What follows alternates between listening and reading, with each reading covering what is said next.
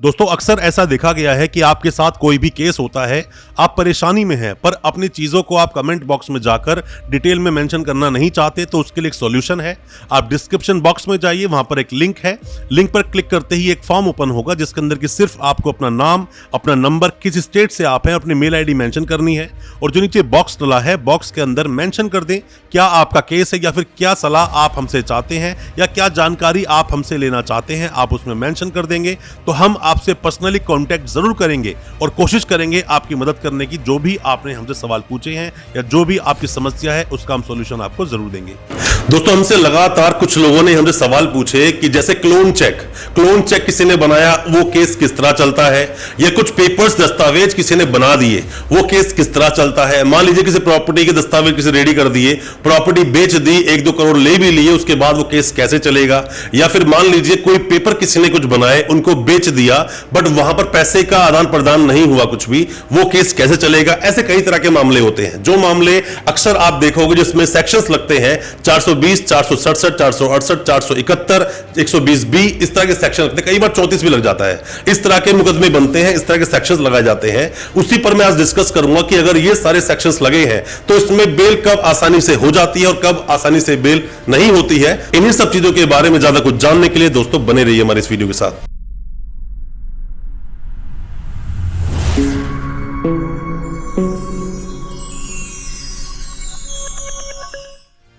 नमस्कार दोस्तों, स्वागत करता हूं आप सभी का अपने इस YouTube चैनल पर जिसका नाम है फाइट फॉर ट्रू।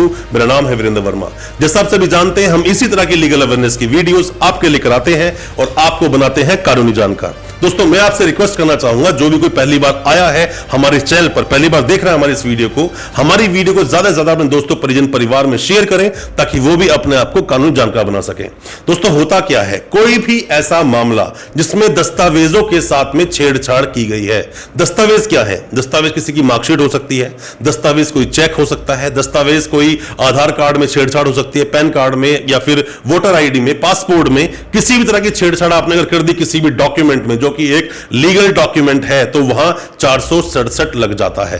अब मान लीजिए किसी के साथ आप धोखाधड़ी कर रहे हैं, चीटिंग कर रहे हैं, मतलब कोई चीज बेच रहे हैं जो कि आप बेच नहीं रहे, डिसऑनेस्टली वो चीज पाने की कोशिश कर रहे हैं, या कोई भी आपने धोखाधड़ी कर दी कि मैं आपको ये चीज दूंगा, इतने पैसे की दूंगा, पर आपने नहीं दी।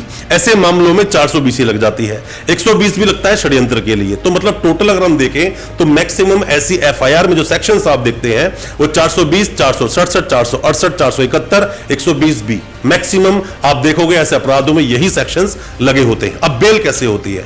इस बेल को, प्रारूप को समझने के लिए आप दो तरह समझिए। पहले वाले केस में आप समझिए जहां पर प्रॉपर्टी या फिर कोई भी लिक्विड, मतलब कि पैसा कोई भी अगर डिलीवर हो गया है, लेन देन हो गया है। मान लीजिए इसके अंदर कि किसी व्यक्ति ने मुझसे कुछ प्रॉमिस किया कि आप अगर ऐसा करोगे तो मैं आपको ऐसा कर दूंगा और उसके लिए आप मुझे 10 लाख रुपए दे दो या 5 लाख रुपए दे दो। अब मैंने उसको 2-2 लाख रुपए करके 10 लाख रुपए दे दिए, पर वहां से वो चीज डिलीवर नहीं हो रही है और उसने जो दस्तावेज मुझे दिखाए थे या जिस अकाउंट में पैसा लिया था वो अकाउंट फर्जी था। तो यहां पर चीजों की डिलीवरी हो गई है, मतलब पैसा चला गया है, तो यहां पर मुकदमा एक अलग चीज है।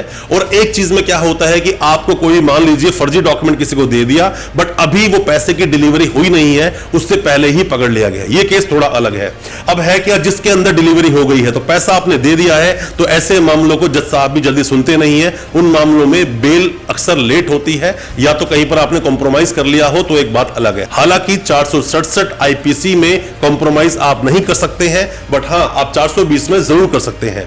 साथ में ही जहां डिलीवरी नहीं हुई है वहां पर आपकी बेल हो जाती है इजीली, ज्यादा मशक्कत नहीं करनी पड़ेगी, बट उसमें भी वक्त लगेगा, हो सकता है आपको हाई कोर्ट भी जाना पड़े। दोनों ही तरह के मामलों में, जहां 420 लगी, 467 लगी, दोनों ही मामलों में सीरियस नेचर का ये ऑफेंस आता है, जिसके अंदर बेल आप सोचो कि मैं लगा दूं 10 दिन में, 15 दिन, 20 दिन में बेल लगाऊंगा, बेल हो जाएगी। बेल ऐसे नहीं होगी। या तो आपके पास कुछ अच्छे पुख्ता एविडेंस होने चाहिए, अच्छे कुछ पेपर्स आपके पास होने चाहिए और साथ में ही बहुत अच्छी तरह से आर्गुमेंट किए हो आपके वकील साहब ने, तो आपको बेल मिलने के बिल्कुल पूरे चांसेस हैं। बट इन केसों में इतनी आसानी से बेल आपको मिलेगी नहीं, वक्त लगेगा, चार्जशीट लगेगी, आप आगे जाओगे, हो सकता है हाई कोर्ट भी आपको जाना पड़े तभी आपको बेल मिले। और जहां पैसे की बात आती है कि किसी ने प्रॉपर्टी हथिया ली, किसी की झांसा देकर 10, 20, 30, 50 लाख रुपए अपने अकाउंट में ले लिया और पैसा नहीं वापस कर रहा है, किस तरह से कॉम्प्रोमाइज नहीं कर रहा है, तो तो उसमें आपको वक्त जरूर लग सकता है। यहां आप वकीलों की गलती निकालते रहे कि मेरी बेल नहीं करा पा रहा है, वो एक अलग चीज है।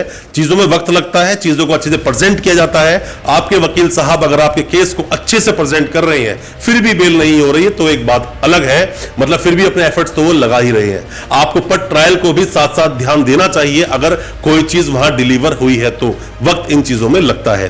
कोई भी किसी भी तरह के सवाल है, कोई भी किसी तरह के डाउट्स, अपने केस को स्टडी करके आप चाहते हैं हम उसको डिस्कस करें अपने वीडियो के माध्यम से, अपने केस की डिटेल्स भेजें, हम उसको पढ़ेंगे और कोशिश करेंगे आपको उसके बारे में अपडेट करने की। दोस्तों उम्मीद करता हूं हमारी वीडियो आपको अच्छी लगी आज की वीडियो। हमारे चैनल को सब्सक्राइब करना बिल्कुल ना भूलें, साथ में लगा बेल आइकन जरूर दबा दें ताकि इसी तरह की लीगल अवेयरनेस की वीडियोस जो लेकर आते हैं वो आप तक पहुंच सके सबसे पहले।